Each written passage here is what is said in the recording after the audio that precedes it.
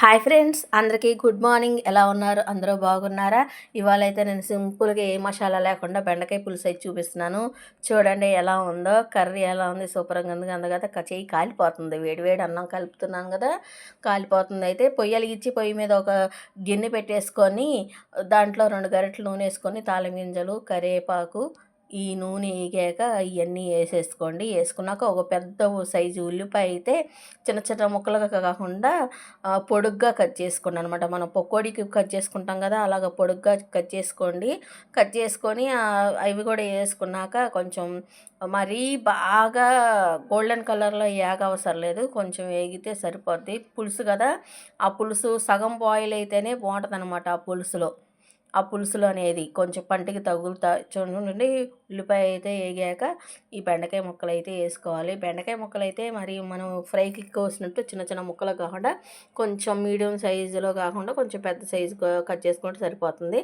దాంట్లో అయితే కొంచెం ఉప్పు వేసుకొని పెట్టేసుకోండి. సిమ్లో పెట్టుకోండి, ఏదైనా సరే కొంచెం సిమ్లో పెట్టుకొని పెట్టేసుకోండి.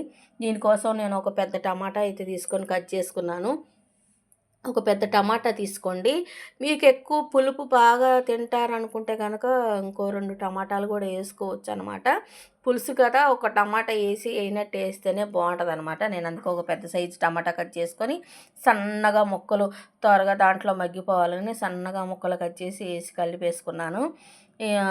చూడండి, ఈ నిమ్మకాయ సైజు అంత చింతపండు నానబెట్టుకున్నాను. ఈ లోపు అది మగ్గేలోపు ఇది నానిపోద్దని. నానిపోయాక ఈ చింతపండు అనేది బాగా పిసికేసుకొని ఆ పులుసు అనేది పక్కన పెట్టుకోవాలి. ఎందుకంటే ఆ కర్రీ అయిపోయాక ఈ పులుసు అనేది దాంట్లో వేసుకోవాలన్నమాట.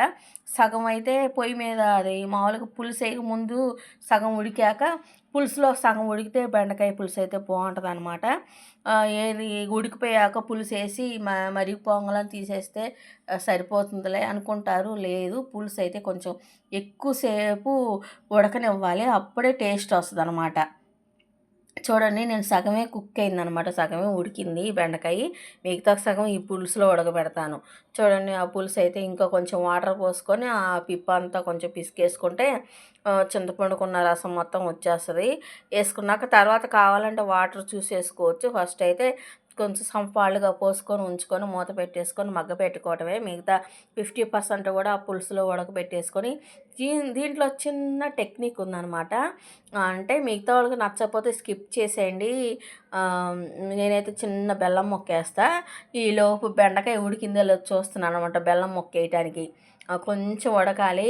అదైతే ఉప్పు కారం వేసాక అదే ఉడికిపోతుందండి. ఈలోపు ఉప్పు కారం వేసేద్దాం రండి.